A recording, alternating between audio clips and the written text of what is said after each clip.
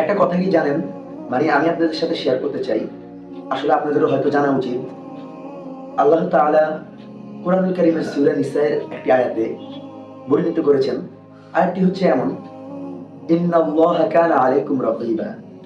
এই আয়াতটির সারমর্ম হচ্ছে, নিশ্চয়ই আল্লাহ তাআলা সর্বদা তোমাদের উপর তত্ত্বাবধায়ক। অর্থাৎ আমরা কি করছি, যাচ্ছি, কি করছি, কাজের পিছনে সময় দিচ্ছি, কোথায় সময় ব্যয় করছি, সর্বদা তিনি সবকিছু দেখেন।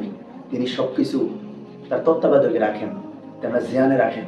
আমি এই আয়াতটির সর্বর্ম যখন বুঝি, তখনই আমার মনে একটি ভয় কাজ করে ওঠে।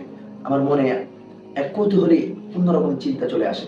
কারণ আমরা যখন একটা গোপন কাজ করতে যাই, গোপনে গুনাহ করতে যাই, আমরা জানি আল্লাহ তাআলা সর্বদা আমাদের দেখছেন আমরা কি করছি, কিন্তু না, আমরা তখন তা ভাবি না, আমরা ওই গোপন কাজে লিপ্ত হয়ে যাই। তখনই আমার মনে ভয় কাজ করে। তো আমি ভাবলাম আপনাদের সাথে শেয়ার করি, তাই আপনাদের সাথে শেয়ার করলাম। অতএব আল্লাহ তাআলা কোরআনে কারিমে বর্ণিত এই সূরায় স্পষ্টভাবে বলে দিয়েছেন, ইন্নাল্লাহা কানা আলাইকুম রাকিবা। নিশ্চয়ই আল্লাহ তাআলা তোমাদের উপর সর্বদা তত্ত্বাবধায়ক।